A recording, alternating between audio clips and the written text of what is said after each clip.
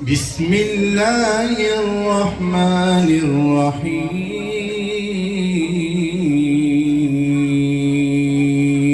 الرحيم ولا تحسبن الله غافلا عما يعمل الظالمون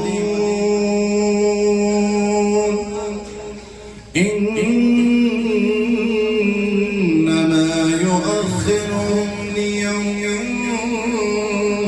تشخص فيه الأبصار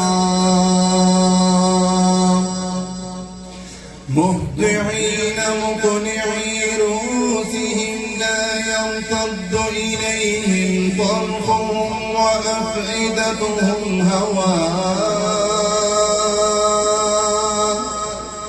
وأنذر الناس يوم يأتيهم العذاب فيقول الذين ظلموا ربنا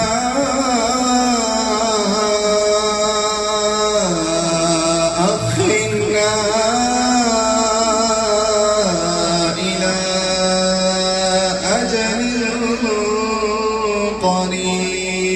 قريب نجب دعوتك ونتبع الرسل أولم تكونوا أقسمتم من قبل ما لكم من زوال وسكنتم في مساكن الذين ظلموا أنفسهم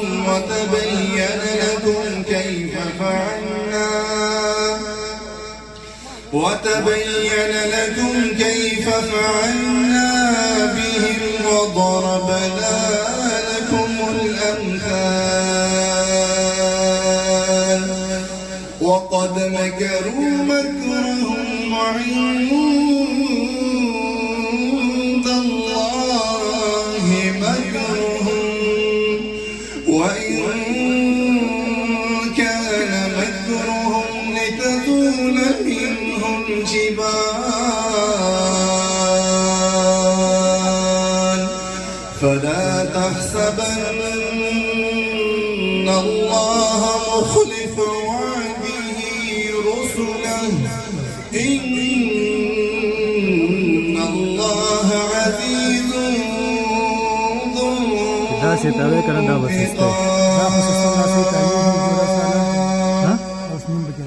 يوم تبدل الأرض غير الأرض والسماوات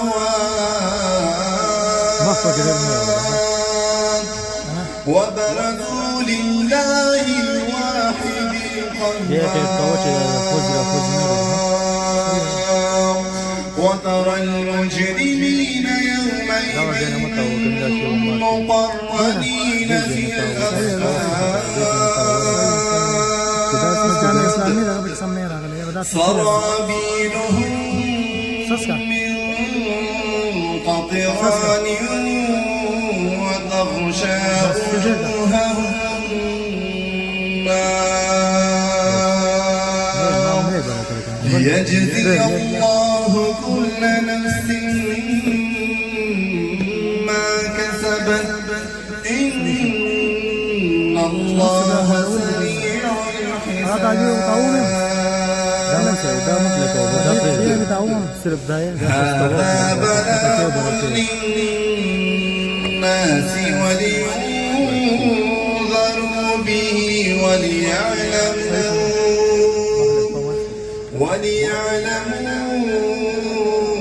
أنما هو إله واحد